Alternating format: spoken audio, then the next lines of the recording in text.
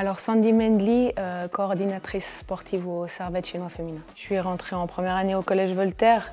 Ensuite, à la fin de l'année, malheureusement, dû aux nombreuses absences avec l'équipe nationale, je n'ai pas passé ma première année. Et puis, étant donné qu'à l'époque, je ne voulais pas spécialement perdre une année scolaire, je suis rentrée directement en deuxième année à l'ECG.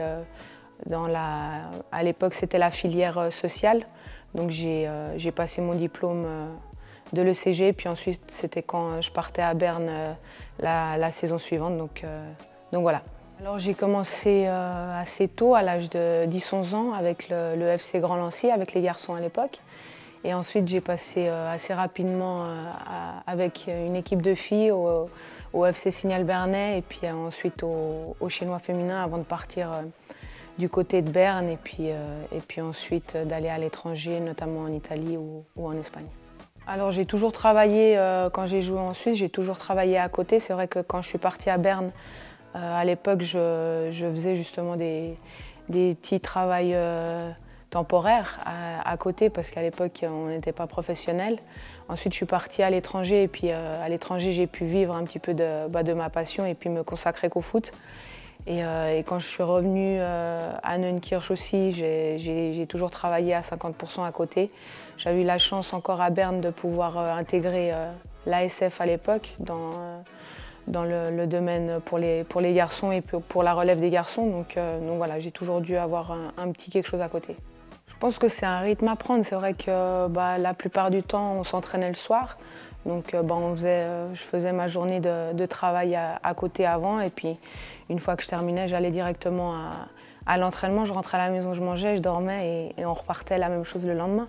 Donc j'ai pas spécialement eu de difficultés tout au long de ma carrière. C'est vrai que j'ai toujours été habituée comme ça, donc c'est sûrement aussi pour ça que ça s'est bien passé. Je pense que de ne jamais l'avoir fait et puis de commencer à travailler peut-être au milieu d'une carrière footballistique, c'est sûrement plus compliqué.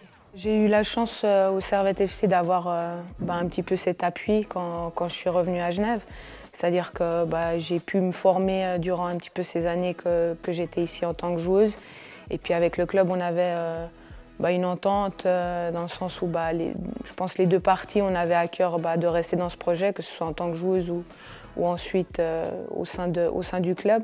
Donc j'ai pu préparer un petit peu cette reconversion sur ces 2-3 dernières années en me formant au niveau professionnel avec des diplômes, etc. Donc ça s'est fait un petit peu naturellement. Quand je suis revenue directement ici, c'était plutôt la partie formation, on va dire, parce que j'avais commencé une formation de préparatrice physique, puis j'avais un poste de stagiaire au sein du club.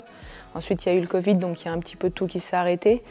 Et puis sur les années suivantes, c'est vrai que j'avais aussi besoin d'avoir un petit quelque chose à côté parce que le football ne suffisait pas. Et là, oui, j'avais un travail à 100% à côté où je devais un petit peu gérer justement cet aspect foot et puis l'aspect travail, mais ça s'est plutôt bien passé. Et puis c'est surtout sur cette dernière année, l'année passée, où j'étais dans une année de transition, où je me suis aussi un petit peu donné les moyens d'arriver au niveau sportif à mes objectifs et puis avec le club de gentiment rentrer un petit peu dans ce nouveau rôle.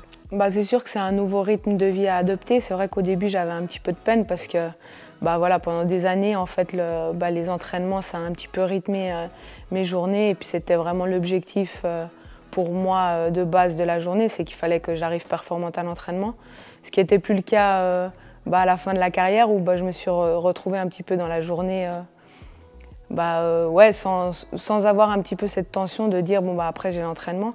Donc au niveau mental c'est peut-être un stress en moins parce que voilà on se rend compte qu'on peut profiter un petit peu plus de la vie et de certaines choses, que ce soit au niveau nutrition ou peut-être de sortir un petit peu plus tard la veille. Mais sinon ça se passe plutôt bien et puis voilà, c'est un autre stress, il y a d'autres obligations aussi, mais pour l'instant ça se passe bien.